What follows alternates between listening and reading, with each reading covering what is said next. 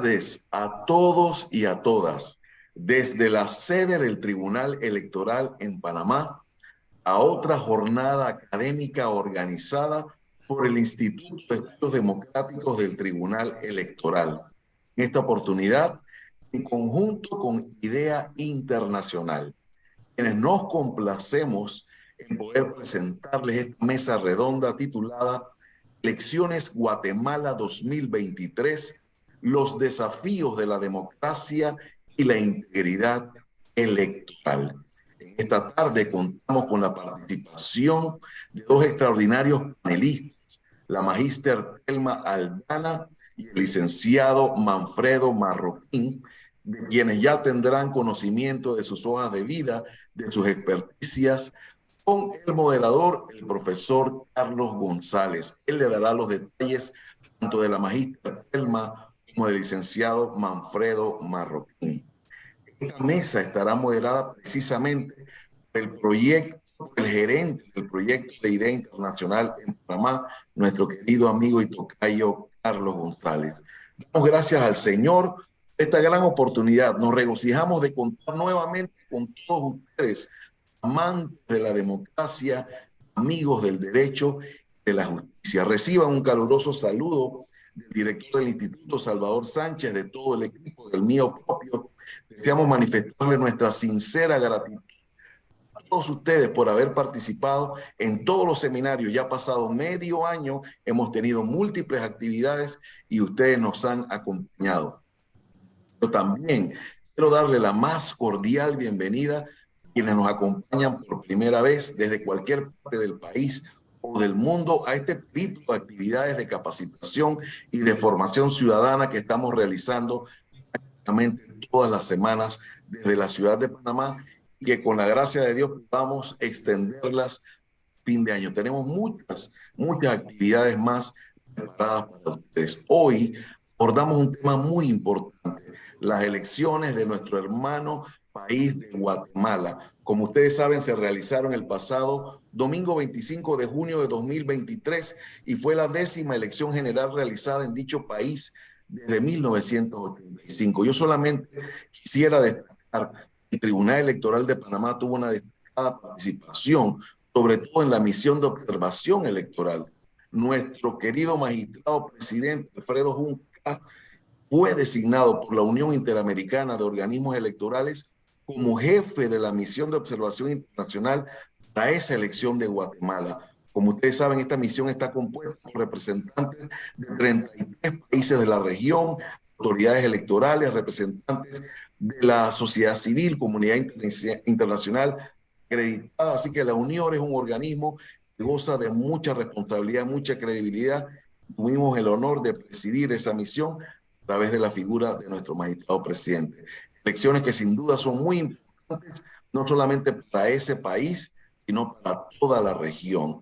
Sin más, los quiero dejar entonces en este momento. Le cedo la palabra al profesor Carlos González, quien liderará, quien moderará esta importantísima mesa redonda. Muy buenas tardes a todos. Adelante, tocayo. Muchísimas gracias, querido tocayo.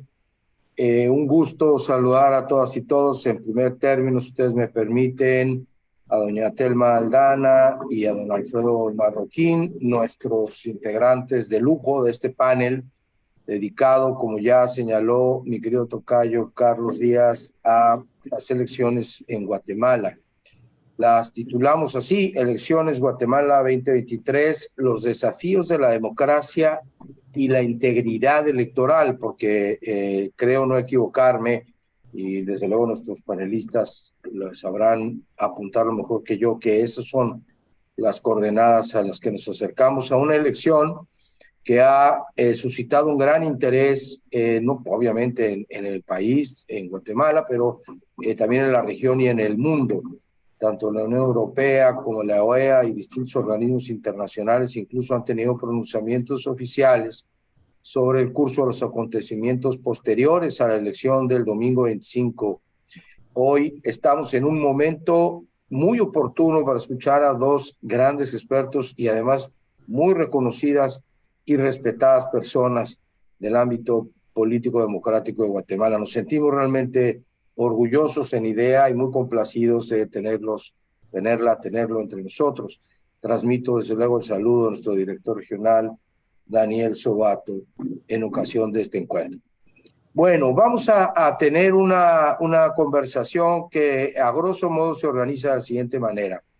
Escucharemos en primer término a Manfredo Marroquín hasta por 15 minutos, haciendo una exposición libre sobre sus percepciones de estos desafíos y las implicaciones y explicaciones que tienen las elecciones del 25 de junio. Después escucharemos a doña Telma Aldana hacer lo propio, también por 15 minutos. Regresaremos a una primera ronda de conversación en la que esperamos con mucho interés y entusiasmo las preguntas, los comentarios, ¿por qué no?, las reacciones o opiniones divergentes que tenga nuestro auditorio. Y continuaremos de esta forma con otra exposición de nuestros expositores hasta por 5 minutos y así hasta la conclusión de este evento que está previsto en su totalidad en 1 hora y media. Les recuerdo que estamos transmitiendo por la señal del Instituto de Estudios Democráticos del Tribunal Electoral en YouTube. Eso, por cierto, nos permite que esta conversación quede grabada en lo que solemos llamar la nube, y que cualquiera pueda verlo en el momento en que le sea propicio para ello. También estamos ya con 45 colegas en el Zoom, en la plataforma Zoom, y podrán también en el apartado que tienen en la parte inferior de su pantalla, Q&A, presentar sus preguntas para la conversación.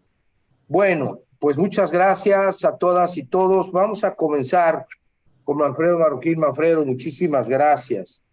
Manfredo es licenciado en Ciencias Políticas y Sociales de la Universidad Rafael Landívar, cofundador y actual presidente de la Junta Directiva de la Organización de la Sociedad Civil Acción Ciudadana, capítulo guatemalteco de Transparencia Internacional.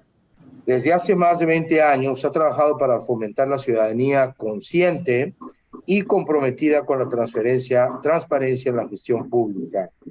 Su experiencia le ha permitido ser el coordinador de la red más grande de observación electoral en Guatemala, secretario ejecutivo de la Red Latinoamericana de Observación Electoral, directivo de la Alianza Regional por la Libertad de Expresión y Acceso a la Información, secretario de la Red Centroamericana por la Transparencia, entre otros.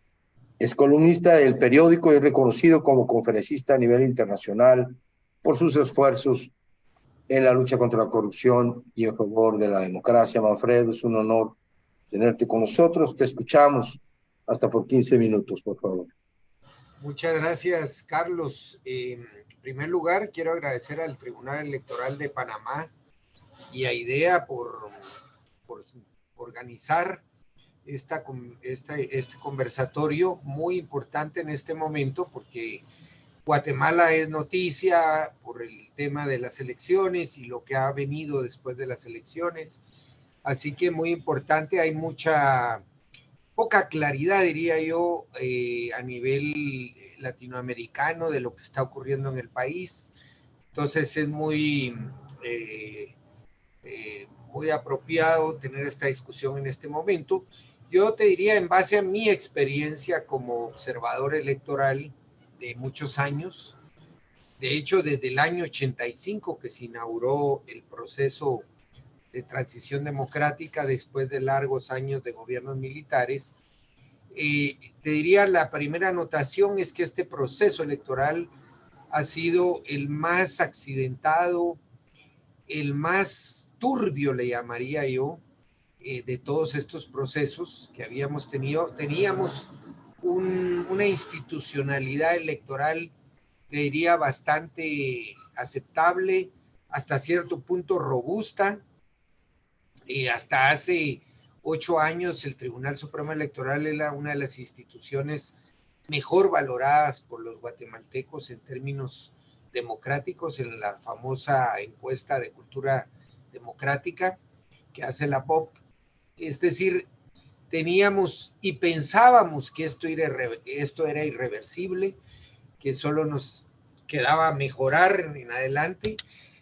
Pues en esta elección estamos enfrentando una realidad que no conocíamos en estos últimos 30 años, una elección muy manoseada, muy manipulada desde las autoridades electorales, tengo tristemente que decirlo, porque si no, no se entiende. Hay una concentración de poder en Guatemala desde el gobierno, los tres poderes del Estado, otras instancias como la Autoridad Electoral, la Procuraduría de Derechos Humanos, la Procuraduría General de la Nación, el Ministerio Público, que trabajan más o menos en una alianza muy obvia, muy evidente para los guatemaltecos, con una agenda muy cuestionable, porque ha sido una agenda que ha traído al país un deterioro democrático muy severo, también que no conocíamos en los últimos 30 años, de persecución de líderes comunitarios, de sociedad civil, bueno, persecución a operadores de justicia independientes que tuvieron a su cargo investigaciones de gran corrupción, periodistas, cierre de medios, es decir, algo que solo vimos durante los gobiernos militares, no en la etapa democrática. Y en estas condiciones es que se lleva a cabo esta elección.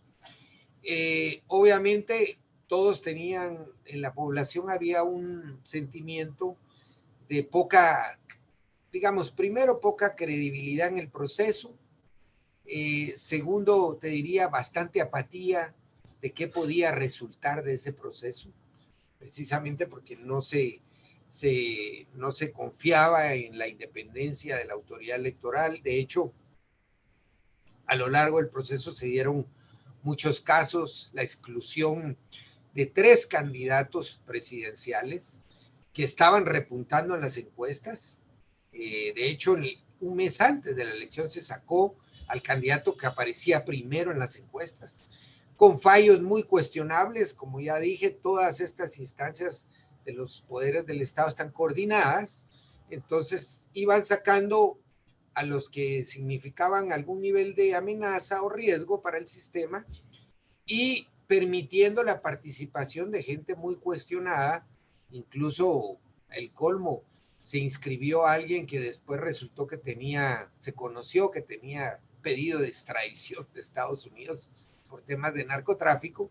Entonces, en ese contexto es que se da la elección, de poca atracción del ciudadano hacia el proceso, pero pese a todo eso, pues llegamos al día de la elección. Y yo aquí llamo, pues, a lo que yo llamo como se dio un fenómeno muy único, porque yo no lo he visto, tal vez lo vi incluso menos perceptible que lo que ocurrió en Nicaragua, que yo estuve en Nicaragua en esa vez como observador electoral en el año 90, cuando Violeta Chamorro, candidata opositora de los sandinistas en aquella época, fue vencedora en esa elección y ninguna encuesta lo predijo. O sea, ninguna encuesta daba por triunfadora a Violeta Chamorro y pues todo el mundo sorprendido, nadie lo podía creer a nivel internacional. En Nicaragua también era como una sorpresa. Lo logramos, o sea, logramos engañar al régimen, y ese es como el sentimiento que hay hoy en día, porque digamos, de la nada, porque no había sido medido por ninguna encuesta, salió un candidato de la única opción que quedó en la competencia como vista como no parte del sistema, no parte de esta alianza que aquí llamamos pacto de corruptos. Pues la gente, sin decirlo en ninguna encuesta, salió a votar por esa opción como segunda mayoritaria después del primer lugar, que es Sandra Torres. Y esto evidentemente choqueó a la población, le representó como un alivio decir hay esperanza de que las cosas cambien en el manejo del poder del Estado, pero para el sistema, los que están en el poder ahora, significó un shock que ellos no lo vieron en ningún momento. porque yo estoy convencido que si lo hubieran visto, simplemente hubieran excluido a esa opción, como lo hicieron con otras 3 anteriormente. Entonces, es un shock que todavía están ellos procesando. De hecho, después viene este famoso fallo de hace apenas 3 días de la Corte Constitucional respondiendo a amparos de partidos perdedores, 9 partidos que en conjunto no llegaban ni al 10% en total, pero la Corte los escucha. Hay que decir que la Corte Constitucional no tenía competencia para conocer ese amparo, porque de acuerdo a la Constitución es la Corte Suprema de Justicia la que debe conocer los amparos del Poder Electoral, pero lo conocieron y mandaron a hacer una revisión que no está contemplada en ley. Un recuento, una revisión de actas, no de votos, de actas, que no está contemplada en ley. Pero eso es lo que está ocurriendo en este momento. Básicamente, ya llevamos 2 días en esto, ayer y hoy. Ya se llevaron a cabo audiencias de revisión en 11 de los 24 distritos electorales, y en las 11 no hay absolutamente ninguna sorpresa. Se confirman los resultados que se dieron el día de las elecciones. Es decir, era innecesario hacer esto, pero por alguna razón esto significó darle un tiempo, creo, a lo que aquí llamamos ese pacto oficialista, como de pensar estrategias para ver cómo evitan que esta opción que salió sorpresivamente de la nada para ellos, pues la puedan minimizar o la puedan frenar en la segunda vuelta. Entonces estamos ahora en este impasse, esperando que terminen estas audiencias de revisión que terminan el sábado. Ya ojalá se declare ya oficialmente los resultados. Con eso entraríamos a la campaña de la segunda vuelta, que está prevista para el 20 de agosto, y ahí pues ya sabremos, obviamente no hay encuestas todavía sobre favoritos para esta segunda, pero es evidente, tomando en cuenta los antecedentes de la otra candidata, Sandra Torres, ya participó en 2 segundas vueltas anteriores, las 2 las perdió, habiendo sido primer lugar en las elecciones. Entonces, ya este antecedente, pues de alguna manera anticipa que algo parecido pueda pasar en esta ocasión. Y eso evidentemente despierta, como decía, temores en el esquema, en la alianza gobernante, y eso es lo que tiene muy tensa la situación, porque la gente, la ciudadanía sí está muy entusiasmada, pero al mismo tiempo con una bronca, con un enojo, porque dicen, ¿por qué si ellos manejaban el sistema, si ellos controlaban todo, ¿por qué ahora hablan de fraude? Si ellos eran los que administraron todo el tiempo. Excluyeron candidatos, metieron de los suyos, y ahora una opción que no tenía recursos, que no tenía grandes financiamientos, que incluso ni aparecía en las encuestas, pues da la sorpresa y ahora dicen que es un fraude. O sea, es una cosa bastante, realmente, patética, como está reaccionando el poder, pero evidentemente la gente quiere defender ese resultado. Recordemos que también, como último y cierre, hay que hacer una fórmula matemática. Solo votó el 60% de la población inscrita en el padrón electoral, es decir, 40 no votaron. Luego, la opción que sacó el primer lugar, favorita, fue el voto nulo. O sea, la gente que dijo, yo no voto por ninguno porque no creo en esta vaina. Eso fue el 24%, si sumamos nulo y en blanco. El blanco fue 8% y nulo 17%. Y si tú sumas entonces el 12% de este segundo lugar del partido Semilla y el candidato Arévalo, eso te da más del 75% de la gente que estaba en contra de que las cosas siguieran como están. Y con los mismos. Entonces, es diferentes expresiones manifiestas por diferentes canales, nulo, blanco, no voy a votar porque no creo, y voy a votar por la única opción que se percibe antisistema, tenemos entonces que 3/4 partes del electorado pues quiere un cambio evidente. Entonces, la tensión está en que al no reconocer todavía los resultados oficiales, pues la gente empieza a sentir incomodidad, impaciencia y decir, bueno, de repente nos quieren robar el resultado del 25 de junio. Ahí lo dejo como cierre para seguir la conversación con las preguntas que puedan haber.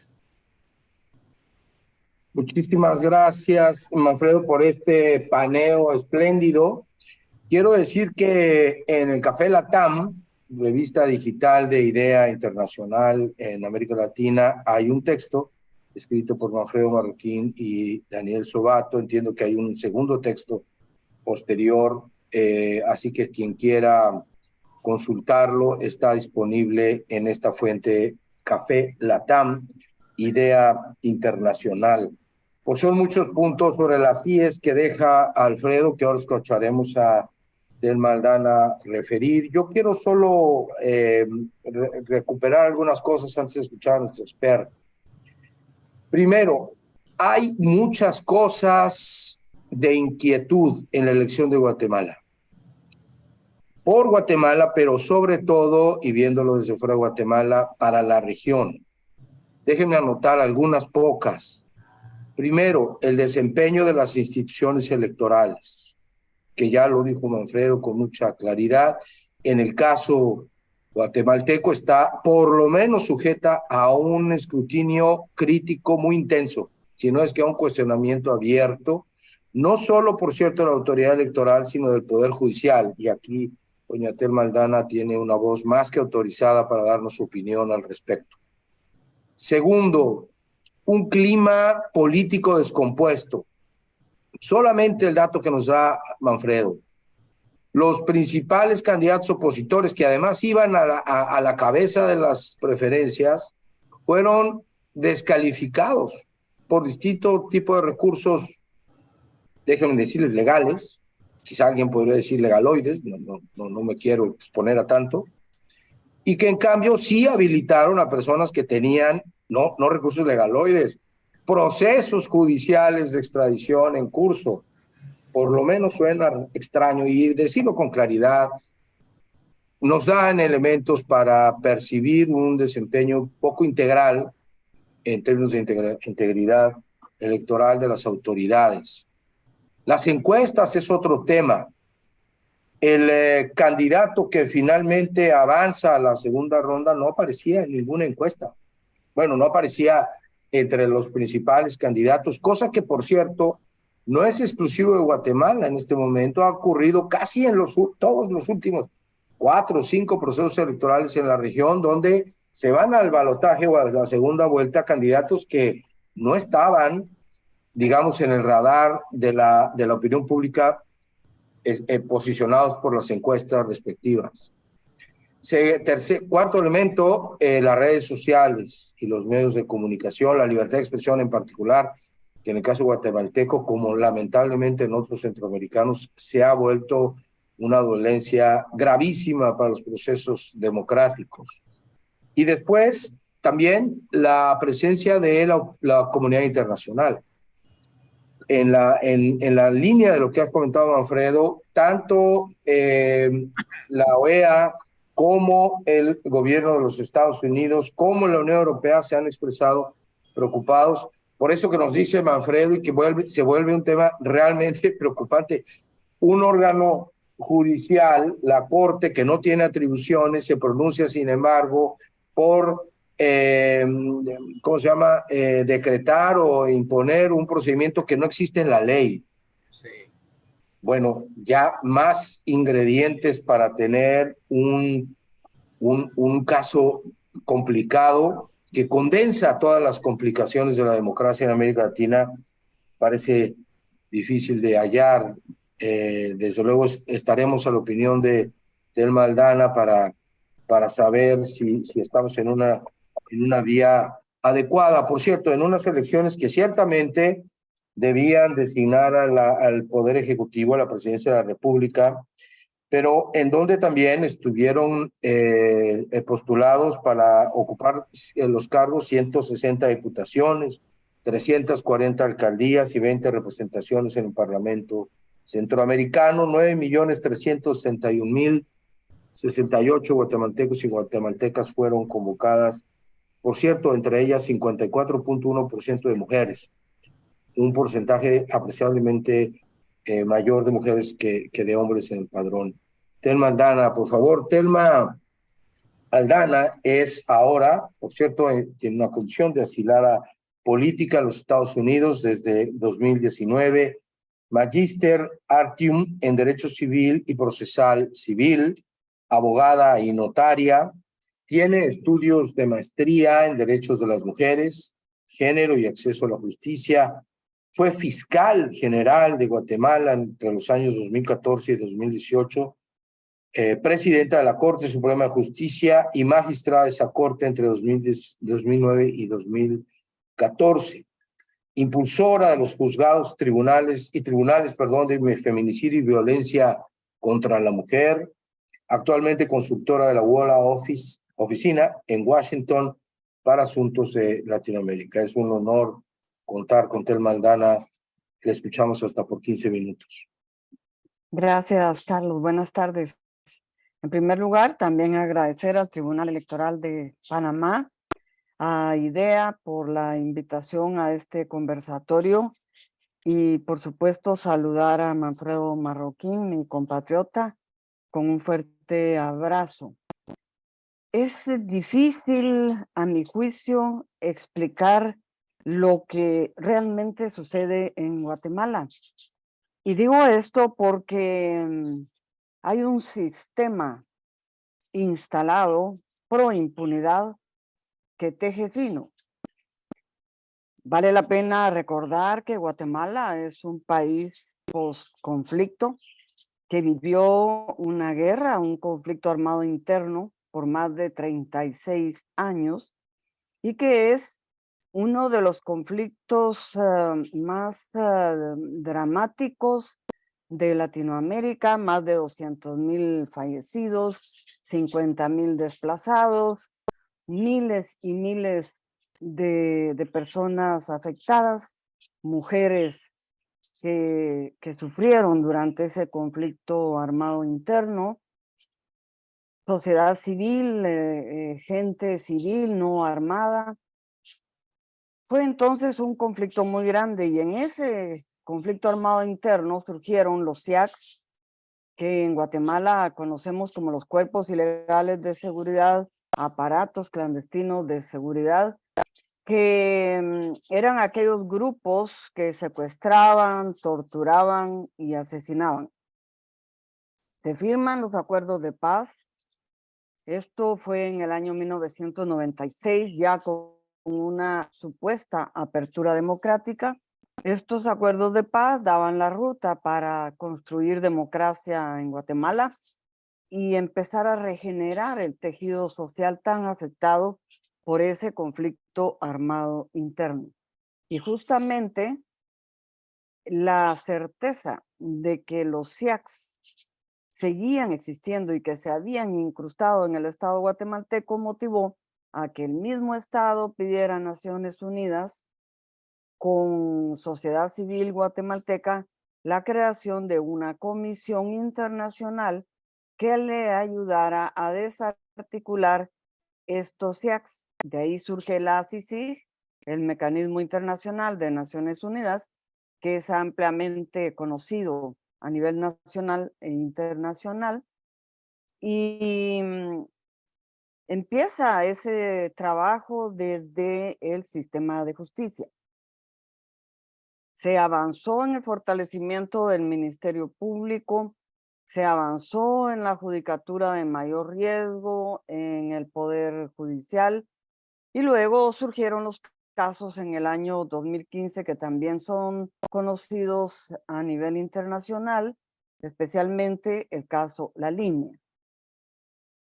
Este caso, La Línea, nos muestra cómo aquellos SIACs del conflicto armado interno mutaron, se transformaron y se convirtieron en redes político-económicas ilícitas.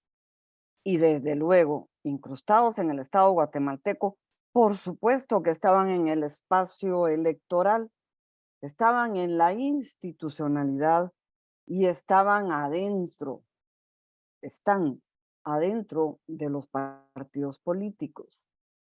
¿Cómo se puede construir democracia cuando estos cuerpos ilegales, estructuras, redes político-económicas ilícitas controlan al Estado guatemalteco? En el año 2015, sin lugar a dudas, hay un antes y un después. Se marcó un hito en la historia de Guatemala. Hay un antes del 2015 donde teníamos la percepción de que algo pasaba, pero no había mucha claridad. Después del 2015, toda la población se enteró quiénes son los responsables de saquear los fondos del Estado, quiénes son los responsables de la pobreza y pobreza extrema que vive el país, quiénes son los responsables de la carencia de infraestructura adecuada, quiénes son los responsables de que más de 4 millones de guatemaltecos hayan tenido que emigrar hacia los Estados Unidos para trabajar y que luego esa fuerza migrante se convierte en la primera fuente de ingreso a la economía nacional. Así de dramática es la historia de Guatemala, dicha en 5 minutos, pero por supuesto que cuando se hace un análisis más profundo, nos vamos dando cuenta que desde hace, yo no sé, quizá 15 años, empezaron a manipular el proceso electoral. ¿Cómo se ha hecho? Se emiten leyes desde el Congreso de la República, leyes ad hoc, leyes para la impunidad, leyes para la manipulación, y de verdad tienen una habilidad impresionante para tejer a conveniencia el status quo, lo que en Guatemala, como dijo Manfredo, conocemos como el pacto de corrupto. Tejen fino, quiere decir que aparentan legalidad donde no la hay. Y se van fortaleciendo en esa red de impunidad. Cada proceso electoral reciente en Guatemala nos lleva a una segunda vuelta en el que se elige al menos peor. Todo el mundo dice vamos a votar en contra de, y entonces votemos por el que nos queda, y el que nos queda es un personaje oscuro y nefasto para las y los guatemaltecos. Y así llegamos a la votación del pasado 25 de junio, trayendo todo ese sistema de corrupción y de impunidad al servicio del pacto de corruptos, un desafortunado sistema de justicia que fue desarticulado con la expulsión de la Comisión Internacional contra la Impunidad, que fue capturado por estos poderes oscuros y que hoy día sirve a sus intereses para la impunidad y para el manejo de la situación, el manejo de la débil democracia que tiene Guatemala. Y yo creo que hoy, este día, estamos viviendo horas dramáticas para esa débil democracia del país. Horas dramáticas.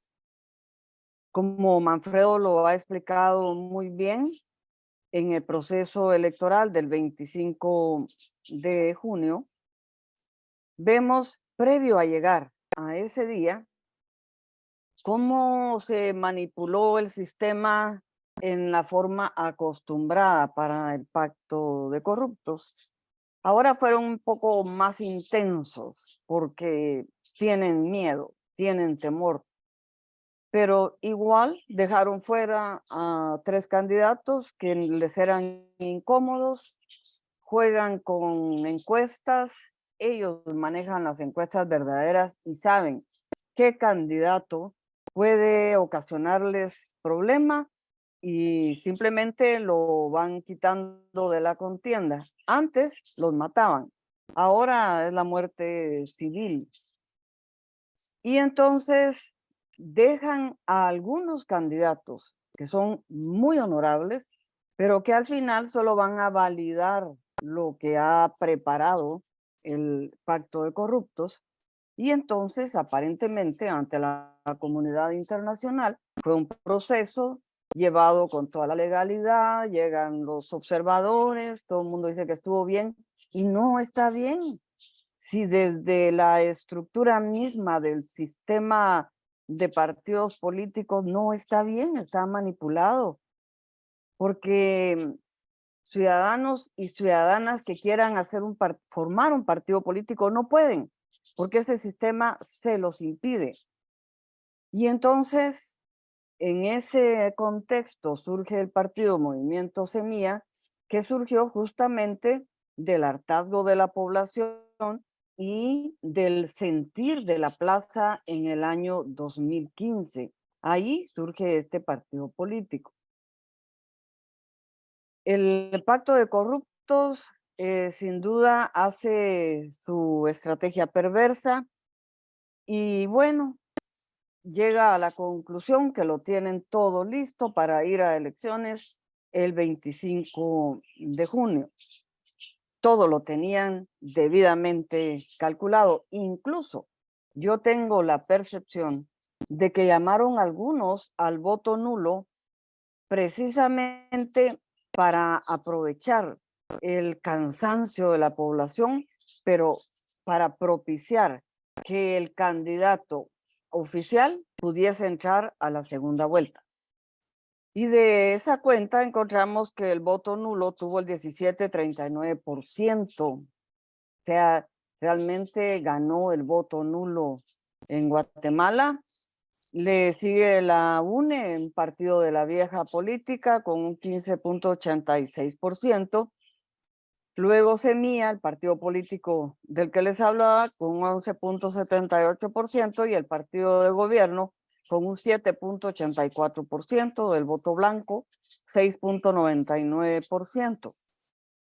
Quiere decir que si no hubiese sido por Semilla, el partido oficial se mete a la segunda vuelta y créanme que en este momento no habría revisión, audiencias de revisión de actas, no habría ningún problema aparentemente porque todo seguiría como siempre en Guatemala.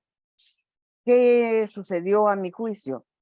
Intervino la juventud guatemalteca. Guatemala es un país donde las y los jóvenes son mayoría absoluta. Creo que está por un 68%, un país joven.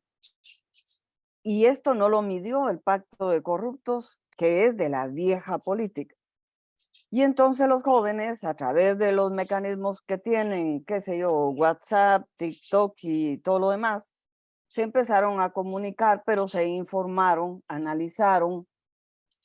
Incluso se cayó un candidato que iba subiendo en esos días y ellos se seguían analizando y entonces llegaron a la conclusión, después de ese análisis serio y objetivo que hicieron, que la posibilidad para la democracia guatemalteca podía ser este partido Semilla con el candidato Bernardo Arévalo.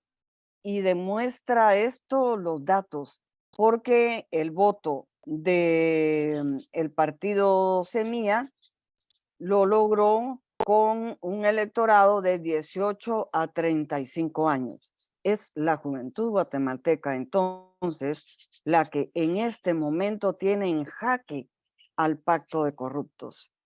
Y siguen demostrando los jóvenes, las jóvenes, ese amor a Guatemala y ese deseo de democracia. Cuando se emite la resolución cuestionada de la Corte de Constitucionalidad, las redes se inundan con las actas. Los jóvenes tenían las actas, accesaron al sistema informático y en todo el mundo se enteraron de las actas de votación de Guatemala. Transparentaron al 100% ese proceso electoral. En consecuencia, el Pacto de Corruptos está en este momento haciendo lo que puede para dejar sin efecto, para anular posiblemente el proceso de elección y recomponerse y retomar el poder, que no es que lo vayan a perder absolutamente, porque ya tienen el Congreso de la República, tienen el sistema de justicia, tienen el Estado, pero perderían el organismo ejecutivo. Por eso estamos en Guatemala en horas dramáticas, luchando, ojalá, por recuperar la democracia. Muchísimas gracias. Muchísimas gracias a ambos por su exposición, Telma Aldana, en particular por tu visión, desde luego tan documentada como la de Manfredo, pero además precedida por la experiencia judicial, institucional y tu condición de asilada política en los Estados Unidos. Bueno, varios temas, sin duda interesantes, sobre los que yo quisiera regresar. Tenemos saludos de Lorena González a todos y todas, pero particularmente a nuestros ponentes, y de Rosabel Vergara también, que nos manda saludos. Hemos ya crecido en un 100% la participación en el Zoom y está también creciendo en el YouTube. Y yo transmito desde un lugar donde hay un ruido aquí afuera, espero que no distorsione demasiado la comunicación. Bueno, quisiera recuperar algunos temas y empiezo por este último que señalaba Telma sobre la juventud, porque todos los estudios de cultura cívica, registros de participación ciudadana, nos parecen indicar, e insisto en la forma de expresarlo, nos parecen indicar que hay una enorme apatía entre los jóvenes, las jóvenes por la política. Lo que parece claro es que hay una enorme resistencia entre las jóvenes y los jóvenes de participar en ciertos espacios de la política, partidizados, institucionalizados, muchos de ellos, pero no, y lo que acabo de escuchar creo que lo acredita, no en la política, al contrario, con sus redes, con sus medios, con sus lenguajes, con sus recursos, no solamente participan, sino influyeron, de acuerdo con lo que nos dice nuestro especialista Aldana, seriamente en el resultado electoral. Ese es un punto que quiero subrayar porque me parece clave, no solo para Guatemala, desde luego para Guatemala, sino para todos nuestros países. Segundo, sí quisiera yo preguntarles un poquito más sobre esta referencia al pacto de los corruptos y pareciera ser cómo podría comenzar a erosionarse, no necesariamente con una alternativa institucional democrática, pero si entiendo bien, se les fue de las manos a quienes tenían todo controlado en sus manos y ahora ya no. Su propia reacción o reacciones parece indicar una circunstancia inédita quizá, pero trascendente sin lugar a dudas. Y segundo, el tema del voto nulo y el voto en blanco superior, 24% superior a la ganadora. ¿Cómo lo leemos? Yo recuerdo, quizá ustedes también, la novela de Saramago, sí, ¿verdad? Sobre ¿cuál es el logro no es el de la ceguera, es bueno, sí, la novela donde cuenta que una ciudad-estado finalmente todo el mundo vota en blanco, ¿no? ¿Qué pasa? Yo entiendo que hay algunos regímenes constitucionales que tienen ciertos dispositivos legales para corregir, incluso llamar a nuevas elecciones cuando pasa algo así. Pero ¿qué pasa en un país, qué pasa en Guatemala, donde la mayoría de la gente no votó por las candidaturas, sino votó por anular su voto, y ya sabemos, o en blanco directamente, ya sabemos que es difícil leer qué significa eso en concreto, pero sin duda tiene algo que ver con esta deterioro del pacto de corruptos, de la emergencia de las juventudes. Ahí parece que hay muchas piezas de rompecabezas que podemos ir armando.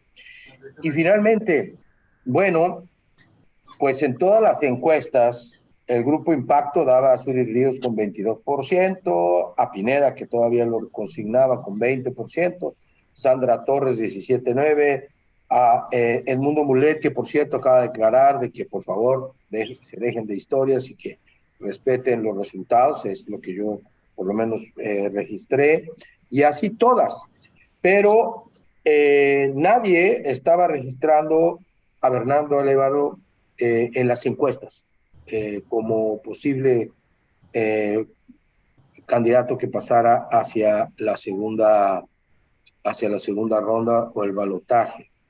Cecilia Rodríguez nos manda abrazos, excelente ponencia y tema. Un llamado de atención para Costa Rica. Bueno, un llamado de atención para toda la región, querida Cecilia. Manfredo, ¿quieres? Bueno, voy a citarte, Manfredo, porque en el texto segundo que escribiste con Daniel Sobato, dicen, son 3 líneas, así las cosas, Guatemala se juega las próximas semanas, estoy leyendo, la posibilidad de regresar al redil democrático vía elecciones, recuperando gradualmente la integridad de sus elecciones y abandonando la actual senda que inexorablemente la llevaría a la consolidación de un Estado mafioso, una grosera manipulación de parte de las autoridades judiciales y electorales para tratar de desvirtuar la voluntad popular, todo el mundo advierte sobre esto, llevaría al país a una crisis política con consecuencias muy graves. No dejemos sola a Guatemala en este momento crítico, es mucho lo que está en juego. Creo que aquí estoy de acuerdo con Cecilia Rodríguez sobre su llamado de atención. Manfredo, 5 minutos más, por favor, para ahondar. Gracias, Carlos. Sobre los temas que tú señalabas, efectivamente todo está relacionado. El voto nulo es una expresión, yo diría, muy clara y muy categórica de la gente a la manipulación del sistema. Es decir, la gente dijo, miren, yo ya no creo en este juego, ustedes manipularon, manosearon a su sabor y antojo, y por eso no voy a ser parte de él. Y ese fue el voto nulo. También influyó, hay que decirlo, que los 3 candidatos que fueron excluidos por prácticamente sin argumentos, más bien con creaciones legales, llamaría yo, también llamaron al voto nulo. O sea, los 3 candidatos que fueron expulsados en la competencia, los 3 por su lado llamaron al voto nulo. Eso tuvo que haber también tenido alguna influencia. Si lo unimos al blanco, que como tú dices, Carlos, es difícil leer qué quiere decir el blanco, pero yo creo que en esta circunstancia en particular de Guatemala era también un voto de decirle a la gente, miren, yo no participo de este juego tan manoseado y tan sucio. Entonces ahí ya tienes una cuarta parte del electorado que es incrédula frente al todo el sistema, incluso a los actores, candidatos, etc. Eso creo que quedó muy claro en esta elección. Claro, aquí no tenemos una legislación medio absurda también que hay que revisar y habría que cambiar, y es que solo se repiten las elecciones si ese porcentaje de votos nulos llega al 50% más uno, cosa que eso no va a ocurrir nunca. Bueno, podría llegar a ocurrir si en Guatemala siguiera gobernando el pacto de corruptos. De repente en 4 o 8 años, si ellos continuaran el poder, llegaríamos a ese 50%, pero afortunadamente no es el caso. Pero sí te diría que la razón del voto nulo es ese rechazo ya al sistema en su conjunto, a la manipulación del mismo en términos electorales, y eso tiene que ver con lo que tú señalabas, este pacto de corruptos, que también hay que explicarlo, porque la gente dice, bueno, ¿y de dónde nació y por qué gobiernan tan cómodamente en Guatemala?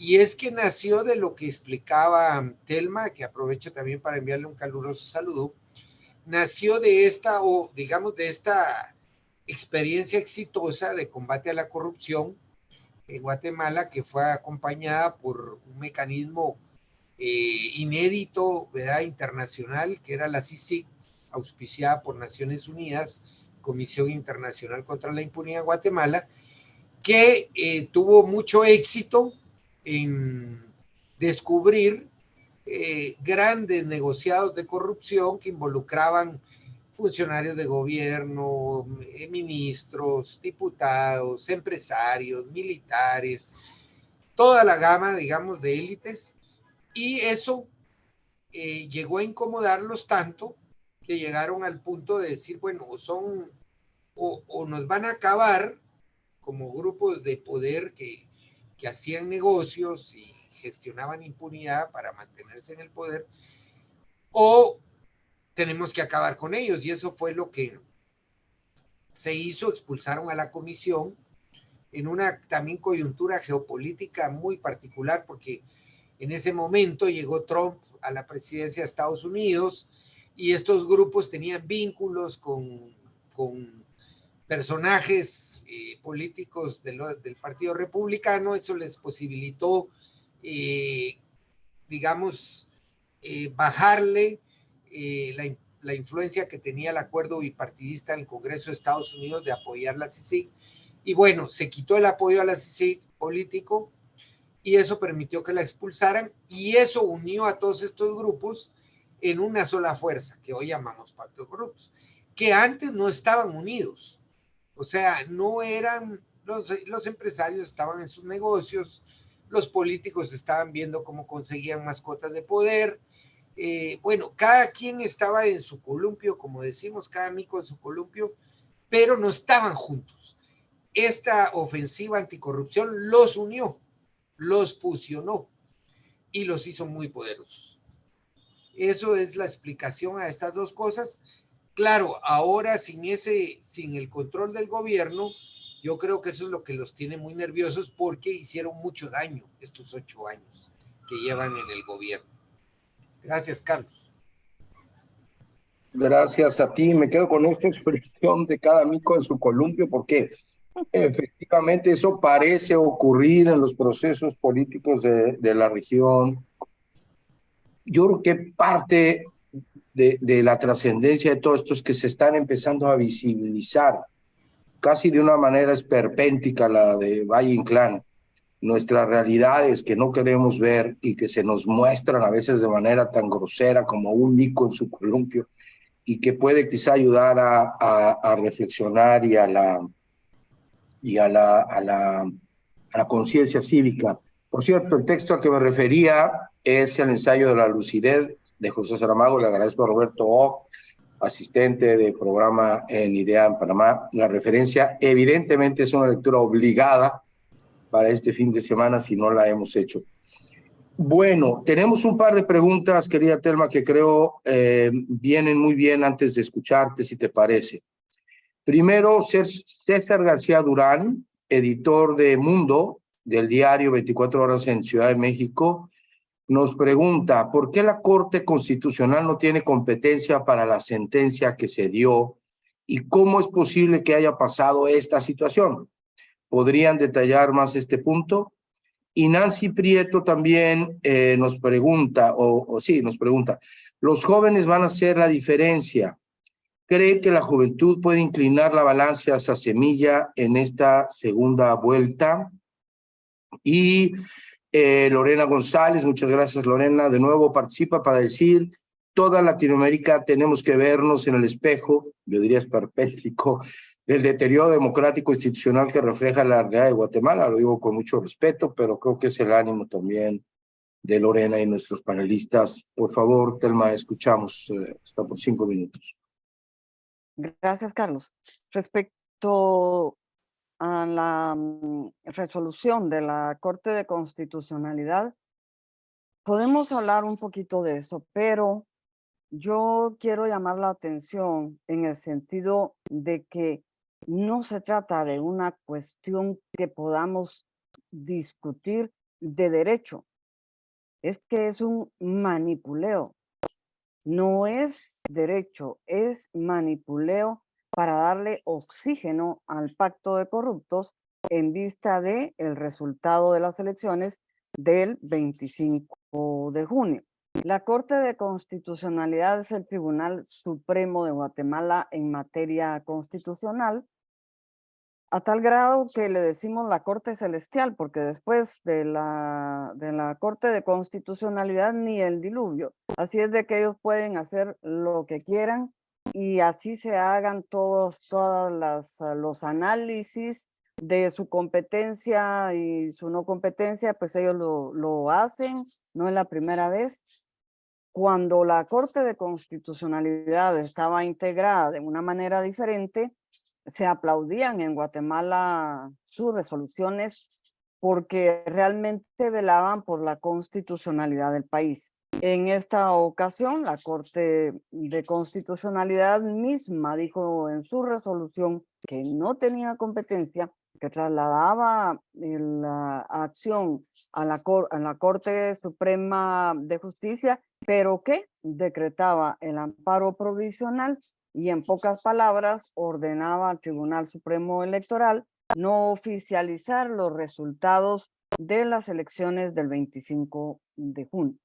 En algunas ocasiones, de acuerdo con la ley, la Corte de Constitucionalidad puede emitir un amparo provisional y derivar el expediente al órgano competente, pero en casos en que la vida esté de por medio o un riesgo tan inminente que les obligue a otorgar ese amparo provisional, que no es el caso, porque la ley electoral y de partidos políticos establece con claridad los pasos a seguir en el proceso electoral. Que si los jóvenes pueden inclinar la balanza a favor de Semilla, yo pienso que sí, que los jóvenes, las y los jóvenes guatemaltecos en este momento tienen el poder.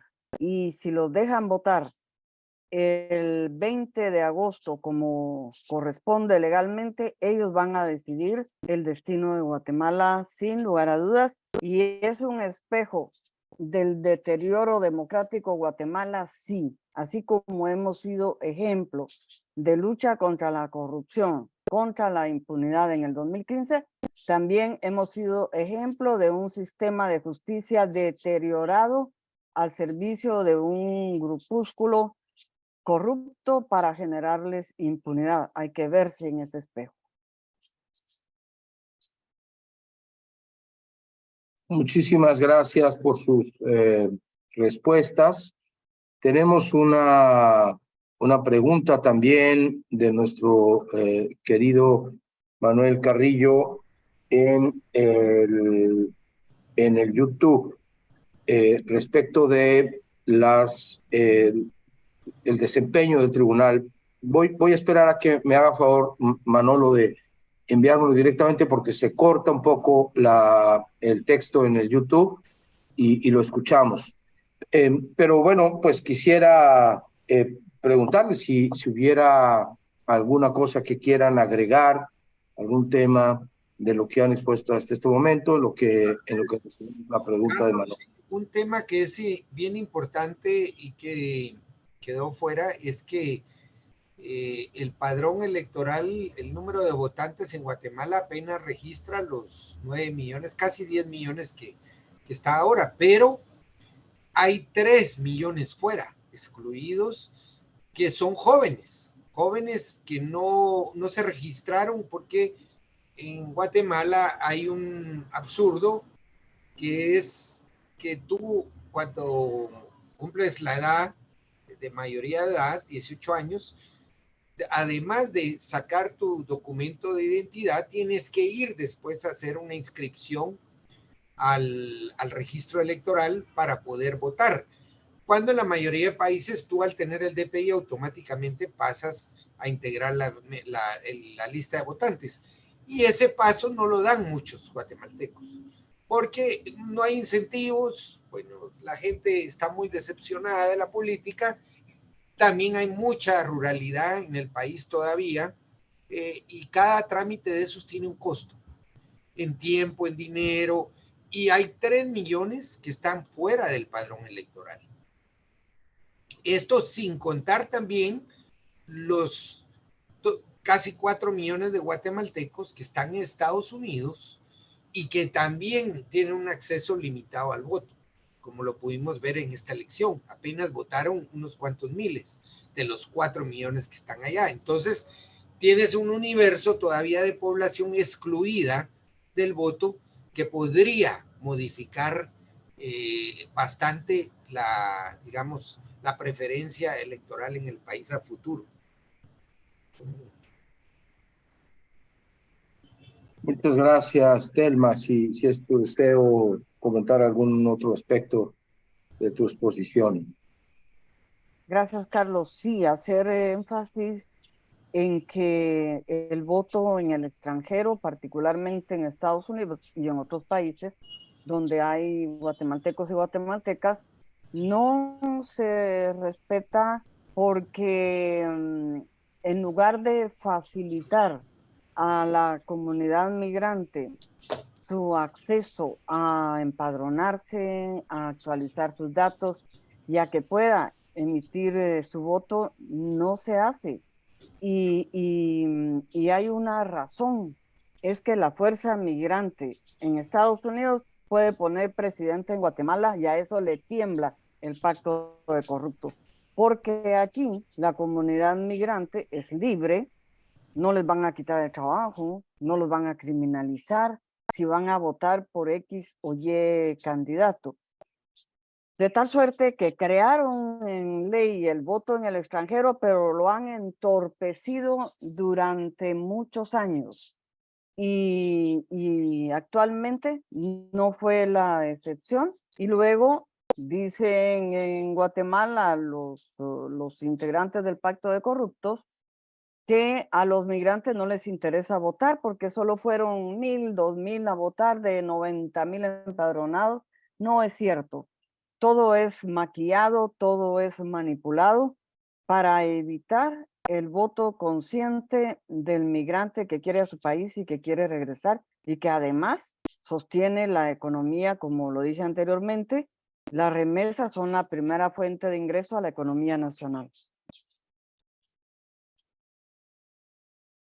Muchas gracias. Bien, tenemos aquí la pregunta ya de nuestro querido Manuel Carrillo, conocido de todas y todos nosotros. Dice, ¿en qué exactamente el tribunal está en duda, o más bien en qué está en duda la actuación del tribunal?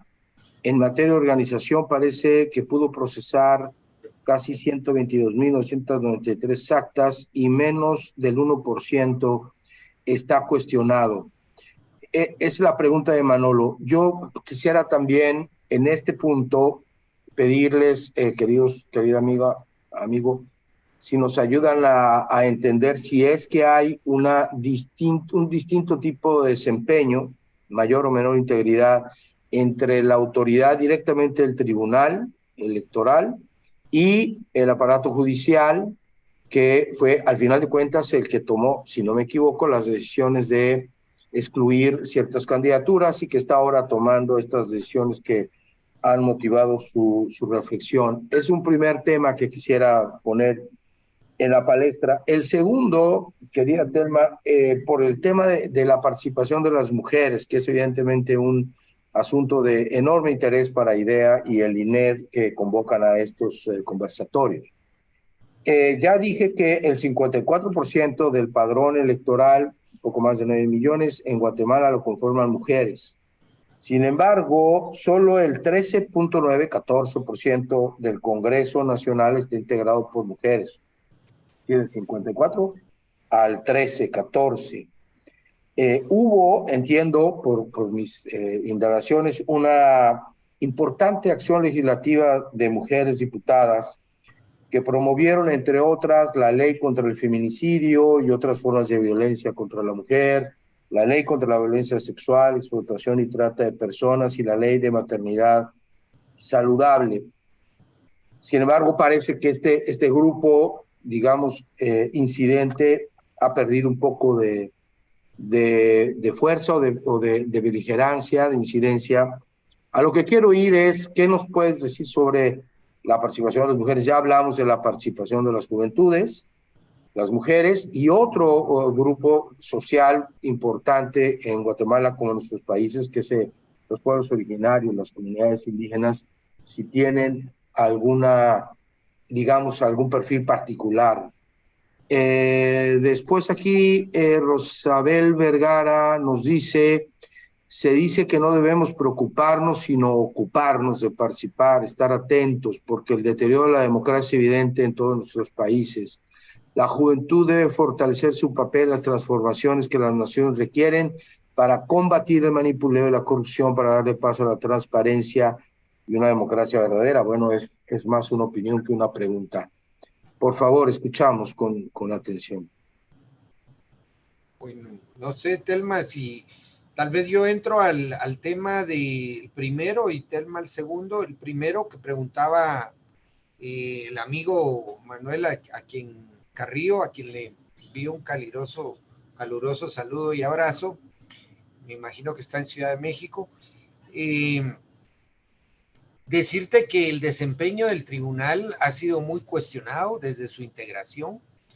Ellos fueron electos por el Congreso dominado por lo que aquí llamamos ese pacto de corruptos, varios de ellos muy cuestionados porque salió a la luz que tienen títulos que no son legítimos, títulos académicos, universitarios, que no son legítimos, o sea, no son legales.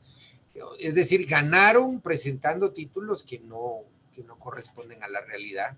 Eso ya de por sí y de entrada me parece sumamente grave. El otro tema es que durante todo el proceso, como ya hablamos, hubo decisiones que no estaban realmente suficientemente ni razonadas ni legalmente sustentadas, como la exclusión de los candidatos que mencionamos y la inclusión de muchos otros con antecedentes, incluso penales, que fueron admitidos. Entonces hubo una discrecionalidad muy evidente en el ejercicio de su autoridad. ¿Por qué podría, digamos, evaluar solo el día de las elecciones, como lo mencionaba Manuel? Pues no es suficiente, como todos lo sabemos, que evaluar todo el proceso y sus etapas. Pero recordemos que el sistema electoral guatemalteco pues es una pirámide. El tribunal electoral está aquí en la cúspide de la pirámide, pero todo lo después, el día de las elecciones, las juntas electorales son integradas por ciudadanos.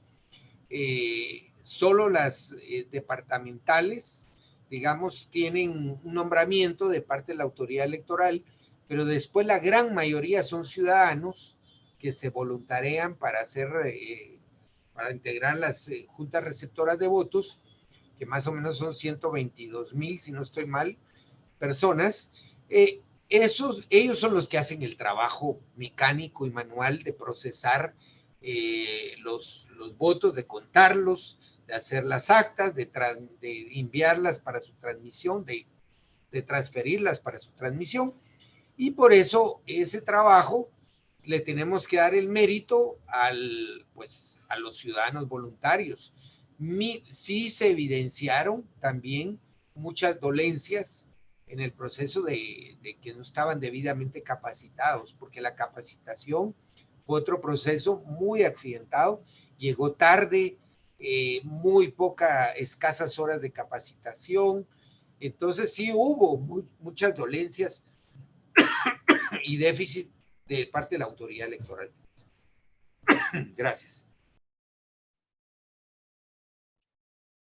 Muchas gracias, Manfredo. Telma, por favor. Gracias, Carlos. El tema mujer en Guatemala de verdad da lugar a otro conversatorio. Es un tema muy extenso, pero en respecto al tiempo, muy rápidamente, puedo decir que Guatemala, como muchas sociedades, especialmente de América Latina, tiene una cultura patriarcal, pero en el caso de mi país, esa cultura patriarcal es profunda, es arraigada utiliza la violencia contra la mujer y el femicidio como la expresión máxima del menosprecio hacia la mujer. Hay misoginia, hay discriminación y, por supuesto, el sistema político discrimina a la mujer, a pesar de que efectivamente somos el 54% del padrón y también de la población. La mujer guatemalteca tiene que hacer triple de esfuerzo para incursionar en el sistema político. No tiene recursos, es discriminada o se le utiliza para otros fines, para que otros candidatos puedan llegar a puestos de elección popular, y eso se demuestra con el hecho de que el 13.9% de diputados sea nada más mujer y el resto sean varones. Es producto de esa cultura patriarcal que discrimina y que impide la participación plena de la mujer en el sistema político, y hay que agregar que esa discriminación es más férrea contra la mujer indígena, discriminada, sufre por ser mujer, por ser indígena y por ser pobre, menos posibilidades de acceder a un puesto de elección popular. Esto tendría que iniciar a corregirse desde la conformación de los partidos políticos, desde que un partido político en condiciones de una democracia sana pueda conformarse, debe de incluir a las mujeres y debe de generar los espacios para su plena participación. Muchas gracias. Bueno, estamos ya en la parte casi final de nuestra conversación. Yadira Gratacós, gerente de proyecto de la Fundación Konrad Adenauer en Panamá, nos dice que a este y todo tipo de violencia respecto de la participación social de la mujer. Por cierto, en el Tribunal Electoral de Panamá hay un fuerte impulso para los trabajos para prevenir, visibilizar, sancionar la violencia hacia las mujeres, particularmente la política en razón de género, que ha tomado el Pleno, el Tribunal con toda seriedad y que empuja muy particularmente la magistrada Yara Campo. Estamos, por cierto, Telma, todos los días 25 realizando eventos, iluminando el Tribunal de Naranja, para incidir en esta causa que es desde luego política, es institucional, es mediática, pero sobre todo cultural. Al respecto, Celia Rodríguez nos dice, importantísimo cómo la corrupción afecta a las mujeres, cómo limita el acceso a sus derechos. 54% del padrón electoral son mujeres, ¿cierto? Debemos formar y promover su participación. Entiendo la preocupación de nuestro querido Manolo Carrillo, porque este es momento de fortalecer, defender, expandir la presencia de las autoridades electorales que están siendo en muchos lados objeto de ataques injustificados. México, para no ir más lejos, desde donde está, queremos todos suponer, nuestro querido Manolo, es un ejemplo claro. Pero hacer todo eso supone también exigir a la autoridad electoral un desempeño apegado a los criterios, principios de la integridad electoral, que en pocas palabras dice hacer bien legítimamente su trabajo para que las elecciones se conduzcan bien y legítimas. También una última anotación previo a sus comentarios finales. Es que también en todo ese contexto, ¿cómo se procesa una democracia con 22 candidaturas presidenciales, ¿no? Conversaba ayer con un buen amigo panameño, muy formado de la política del país, y decía, bueno, 22 opciones políticas distintas, él decía ideológicas, yo digo, bueno, no creo que dé para tanto las distintas ramas y bifurcaciones ideológicas, suena fuerte, y para procesar al final 2 candidaturas, con todo el contexto que hemos hablado, resulta interesante. Y solo un último detalle, porque no quiero dejar que se pase, y es que al mismo tiempo que las elecciones constitucionales que nos llaman la atención ahora, se realizó en Guatemala un ejercicio, otro, porque van varios, de elecciones infantiles y juveniles.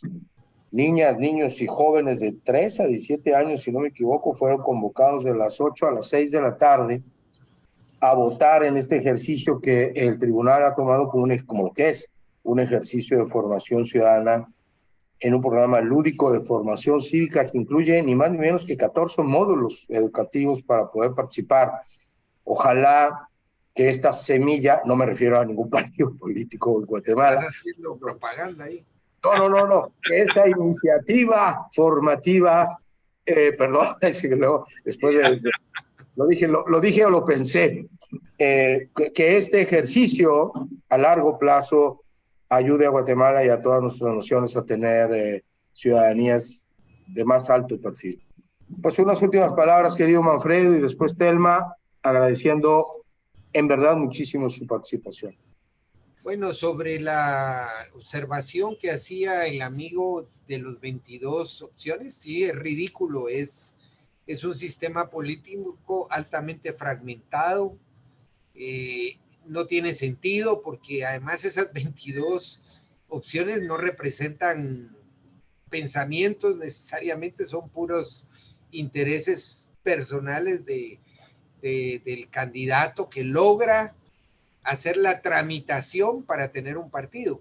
Ya lo decía Telma, y los partidos a los que se les da muy fácil trámite son a los que son parte de lo que aquí llamamos el pacto de corruptos. Entonces, alguien que tiene afinidades con cualquier estructura de jueces, de magistrados, de diputados, de funcionarios públicos, le tramitan inmediatamente, en menos de 9 meses sale el partido.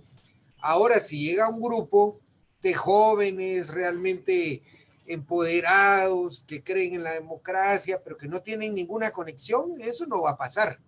O sea, les van a poner 1000 peros, 1000 problemas, y primero se van a decepcionar del sistema y van a dar la vuelta y se van a ir.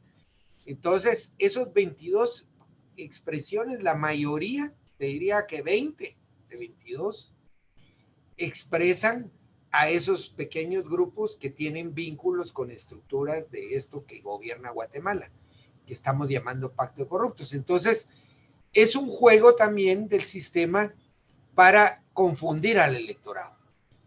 Es decir, la gente no sabe qué representa cada uno, entonces es la medida perfecta para que candidatos que no tienen carisma, que no tienen propuesta, que no representan nada bueno para el país, logren llegar a ser presidentes.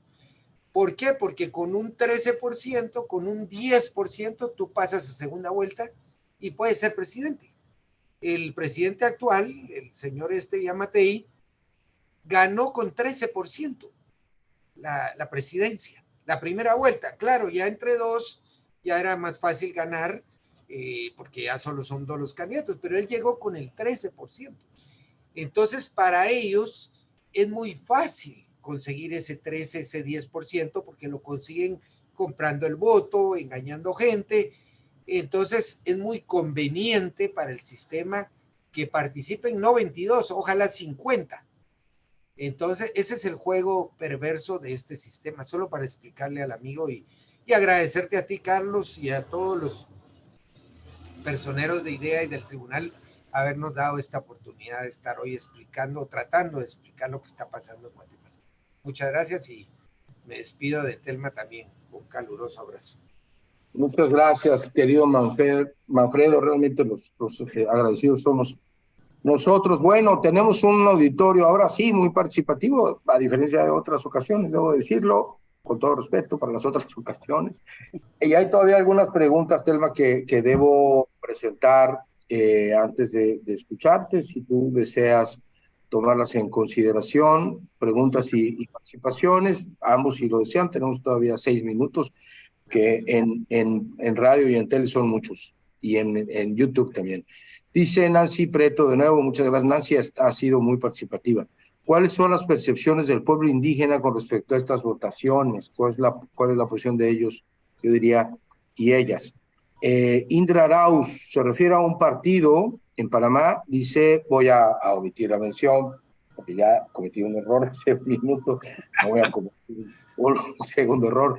Dice, en Panamá el circuito 8-4 se cuenta con 10 aspirantes a diputados en las primarias del partido.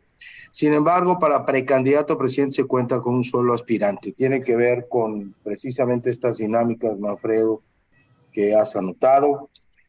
Querida Telma, escuchamos lo que consideres pertinente para cerrar. Muchas gracias, Carlos. En Guatemala, desafortunadamente, la población indígena históricamente ha sufrido discriminación, racismo y el sistema político los discrimina, no les deja participar, pero son una fuerza viva, una fuerza importante que ha sido modelo de organización, que ha sido modelo para construir paz social ante la ausencia del Estado corrupto. Han sido las autoridades indígenas las que han construido y tejido esa paz social local que ha ayudado al sistema de justicia y que ha habido momentos importantes en la historia reciente de Guatemala donde se ha logrado tender puentes entre la justicia ordinaria y la justicia de los pueblos. Desafortunadamente, en este momento de deterioro democrático, los pueblos indígenas siguen siendo discriminados. Y quisiera terminar reiterando mi agradecimiento al Tribunal Electoral de Panamá, a IDEA, diciendo que hay que poner mucha atención al sistema de justicia de nuestros países. La justicia es un pilar de la democracia y en Guatemala el sistema de justicia está absolutamente deteriorado.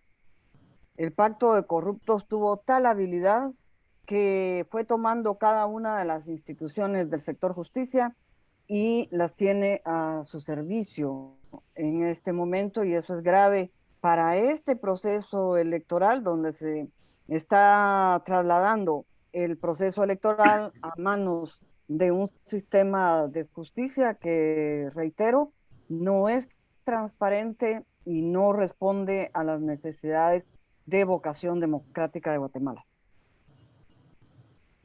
Bueno, pues inmejorables las palabras de ambos para rubricar esta conversación, muy interesante, ágil, con muchos puntos de reflexión. Como todas buenas conversaciones, quedan más asuntos que resolver que los resueltos, pero desde luego mucha claridad, al menos lo digo por mi persona, después de escucharles sobre qué ocurrió, qué está ocurriendo y qué puede ocurrir en Guatemala. Yo les quiero invitar ahora aquí públicamente a que podamos estar atenta a una siguiente conversación después de la segunda vuelta de agosto 20, para que tengamos su valoración después de esta segunda vuelta en Guatemala. En nombre de Daniel Sobato, de todos los colegas de IDEA en Panamá, tanto la oficina regional como la oficina de proyecto en el país, muchísimas gracias. Gracias a Salvador Sánchez, nuestro director del INED, nuestro anfitrión, Carlos Díaz, que nos honró con sus palabras iniciales, a Anet Zambrano del Departamento de Formación Ciudadana y todo el equipo de colegas, mujeres todas ellas, brillantísimas, que hicieron posible esta transmisión, a los colegas del Centro de Estudios y Monitoreo Digital, en fin, a todas las personas, a mis queridos colegas de la oficina de Panamá, a todas y todos, muchas gracias, pero sobre todo muchas gracias a quienes nos acompañaron, nos permitieron acompañarles, participaron, hicieron sus preguntas y desde luego les esperamos para la próxima. Estén pendientes, por favor. Y además en el canal de YouTube del INED quedan a buen resguardo todas estas conversaciones. Les sugiero que se den una vuelta ahí. Muy buena información. Nos vemos para la próxima. Buenas tardes, buenas noches, buenos días, según nos estés viendo. Hasta pronto.